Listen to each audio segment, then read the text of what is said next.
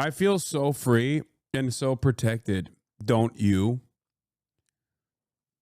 Dude, who else is going to keep bombing Yemen, dude? That is so crazy. We can start off with the first thought video, the U.S. empire in decline. Let's do that. The United States empire. Murders. Crime. It's chaotic. It is a mess. After a 100-year rise up. We have this international crisis. If this system continues without reform, I think there is a very real possibility of violence and potentially a split in the United States. The US empire is collapsing, and the world is already paying the price. Trillions of dollars wasted on endless wars with shifting goalposts and no exit strategy. Add to this a crumbling economic foundation and a desperate scramble to maintain global dominance, and what you have are all the familiar signs of imperial decline. Spain spent its silver on military campaigns it couldn't afford. Britain exhausted itself trying to hold on to its expansive empire. And now, the US is burning through resources apparently trying to speedrun the apocalypse. Empires end suddenly, but collapse slowly. The US is no different. It isn't just losing its grip on global power, it's setting the stage to allow chaos to flourish. The only question now is, how long will the world suffer for the US's sins? Many empires throughout history have come and gone, but two in particular stand out as being eerily similar to today. The Spanish Empire of the 16th and 17th centuries, and the British Empire of the 18th and 19th which replaced it, the Napoleonic era aside. Then the US Empire replaced the British. So let's take a look at what lessons the US should learn from these former global powers. The Spanish Empire was mostly split between Europe and the Americas, which quickly pulled it into wars it could not afford. By 1619, the king's chief minister warned that overlapping conflicts had brought Spain to the brink. The king concocted a Union of Arms scheme, which aimed to mobilize 140,000 troops, an outrageous number for the time, across far-flung territories. Instead, the decree ignited local resistance, due to the large burden it placed on townspeople and nobles alike. In 1627, the crown declared bankruptcy, obliterating credit and forcing steep interest loans. The following year, the Dutch seized an entire treasure fleet loaded with American gold and silver, which drastically slashed revenues and stalled military operations, followed by weaker silver shipments which further stalled military operations, and repeating on in a spiral of diminishing returns. And what did Spain have to show for this expensive, unending warfare? A lot of lost territory. They lost northern Catalonia, Portugal, Jamaica, and even parts of the Netherlands. Overwhelming debt, a hollowed-out domestic economy, and an unshakable faith in the idea that war was their best defense defined the Habsburg abysmal finances, with grandiose strategies that yielded nothing but loss. Philip IV spent 44 years mired in entirely optional conflicts against the Dutch, Germans, Italians, French, the British twice, and on the Iberian Peninsula, Spain's home turf. While Spain tried to retain its colonies, extreme climate events and earthquakes devastated Chile, Peru, and Mexico, only adding to the strain caused by the wars. The king's management of Spain's coinage was incompetent at best. Vellon coins, introduced in 1618, were silver coins that contained less valuable metals like copper, which debased the currency, adding to the inflation caused by a surge in silver imports from the colonies, which severely disrupted local markets and shrunk the crown's income. And even though silver shipments got leaner over time, silver still surged into Spain relative to historic levels of silver inflow which started the inflation. Silver became a sort of resource curse that stymied real growth. While Spain's GDP had once greatly outpaced other regions, it had fallen 40% behind those same regions by 1750. Though American gold and silver financed imperial wars, they bred illusions of prosperity that sapped the homeland's economic core. Earlier monarchs had brought the nobility to heel, but by the 16th century, the crown was drowning in high-interest debt. Spain's Did I miss the news? Are we only doing reacts today? Yes, we're only doing reacts today. Come back tomorrow. We've never done the news. It's 5 hours into the fucking broadcast. I not only covered news for the past 4 hours, I also interviewed a Cuban doctor about medical missions that the Cuban government does. And the moment that I flip over to like reacts from a friend of the show, about how the U.S. empire is in decline, immediately it's like, I guess we're not doing news today. I guess we're not doing news today, huh? What's happening here? What's going on? No more news? Did we run out of fucking news? Fragmented and inadequate taxes, coupled with entrenched conservative nobles, stifled This whole modernization. you scream Chronic in debt chat? defaults Yes. eroded trust. If you don't want me to scream at you, you're demanding that I don't treat you as equals. You're demanding that I just refuse you, ignore you, and do my own thing.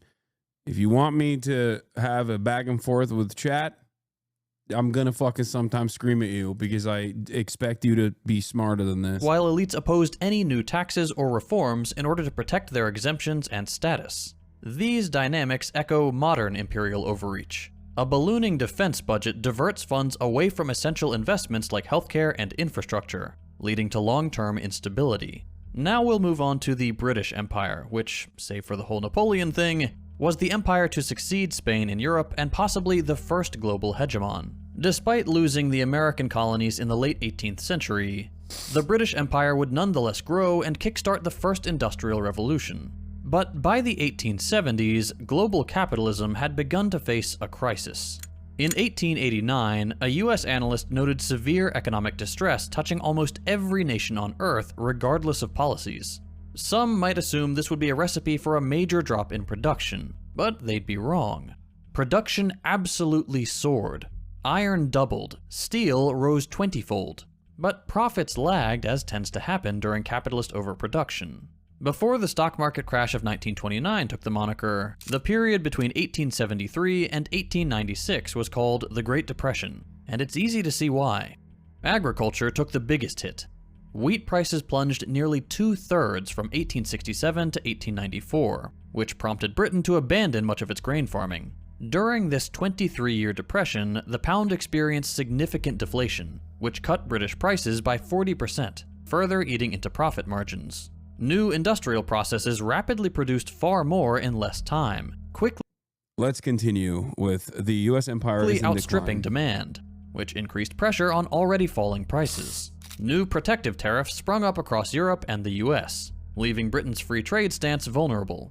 Heavy industries began to form monopolies and oligopolies, in part to protect their profits, and chain retailers displaced small shopkeepers.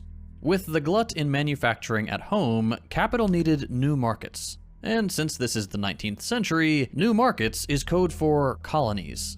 However, colonies are a short-term solution to a fundamental problem with the system in which they operate. And the fact is that thanks to the exploitative nature of the relationship, colonies eventually rebel. Cue the Second Boer War, fought between 1899 and 1902 in areas that now make up South Africa, and could be considered Britain's Afghanistan. High Commissioner Alfred Milner saw peace under defeat as a sign of Britain's declining imperial clout, and it's hard to disagree with that assessment. The problems experienced in South Africa were a sign that Britain was struggling to maintain control over the empire on which the sun never set. The war cost the British taxpayer over £200 million. That's £21.8 billion in 2024 terms, making it Britain's most expensive conflict since 1815, and which wouldn't be surpassed until World War I. By 1940, Britain's hold on its most prized colony, India, was crumbling.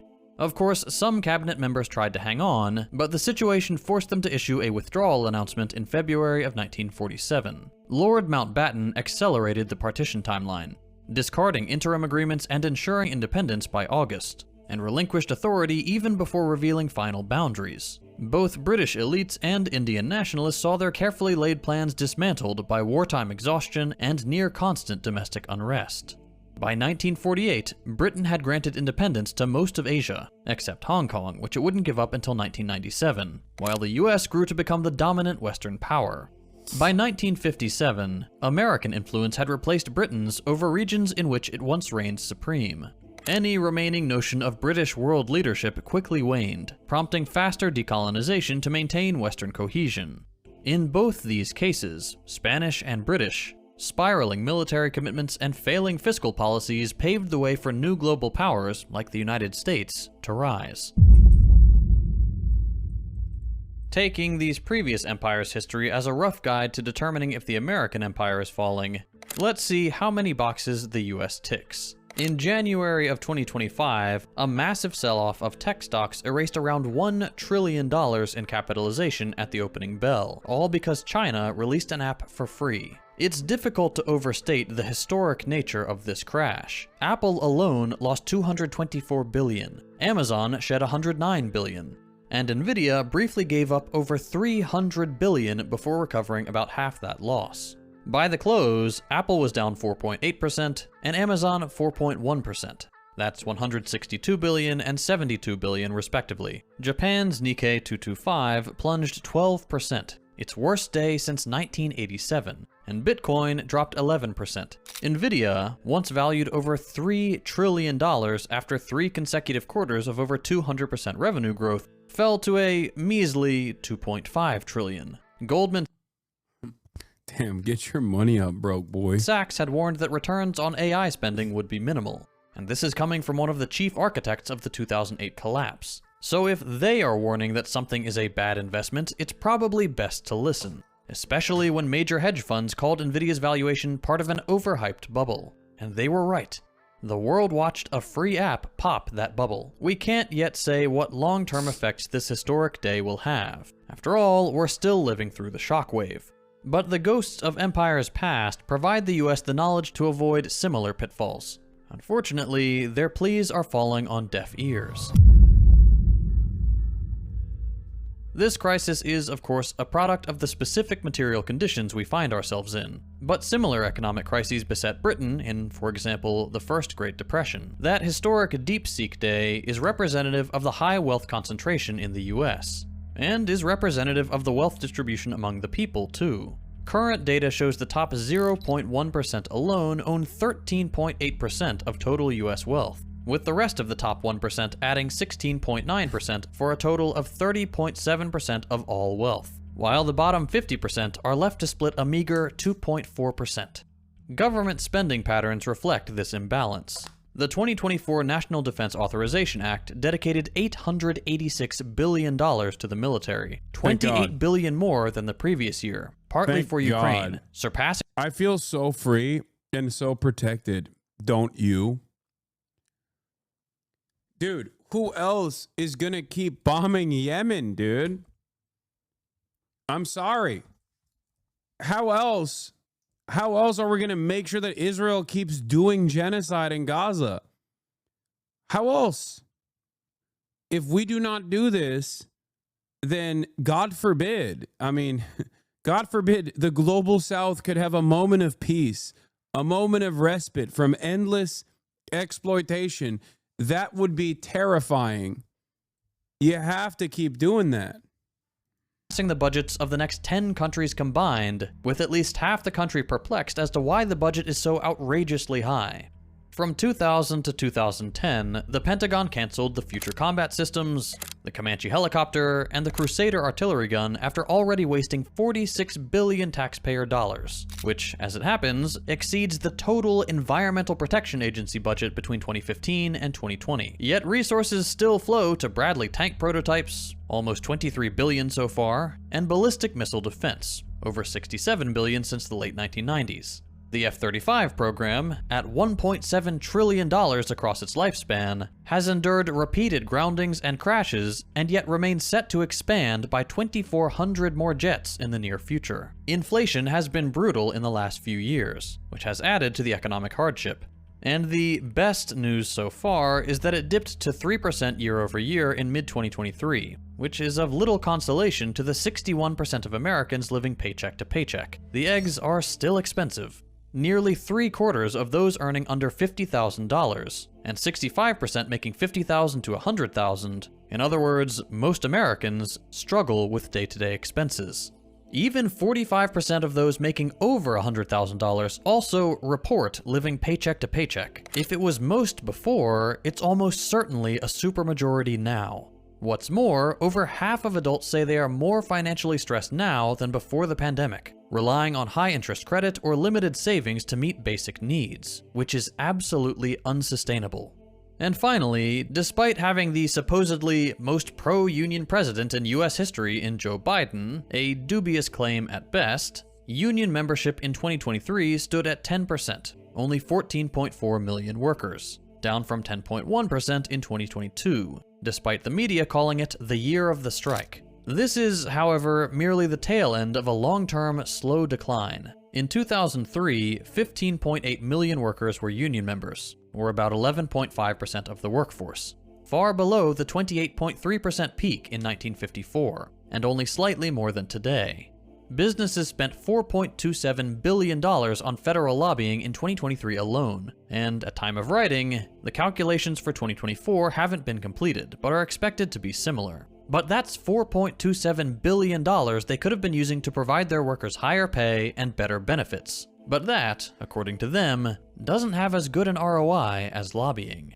On that note, we'll turn to US imperial overreach, which has seen a steadily worsening decline in effectiveness in accomplishing individual missions, let alone broader goals. It shouldn't be surprising by now to learn that, at time of writing, the US has spent over $8 trillion on post-9/11 wars, aka the War on Terror, and yet its actual global position is weakening by the day. Afghanistan ended in a humiliating...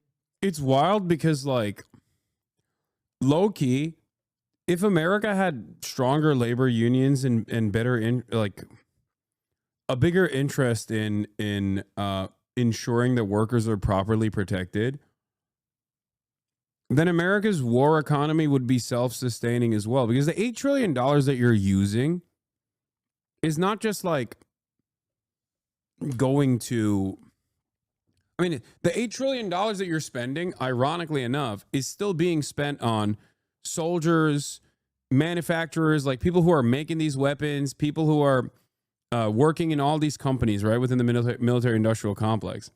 So in a weird way, it's this unique balance where, like, if labor unions had more power, there was a likelihood that they could put a stop to this altogether and be like, we don't want to keep making these weapons of war, which is obviously truly terrifying.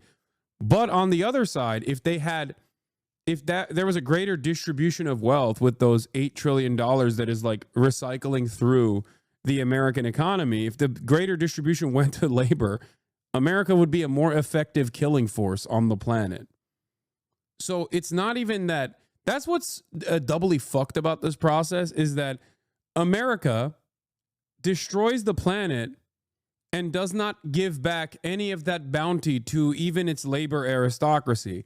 Like, the labor aristocracy certainly still is in a more advantageous position being in the imperial core rather than being victims to global empire. Okay?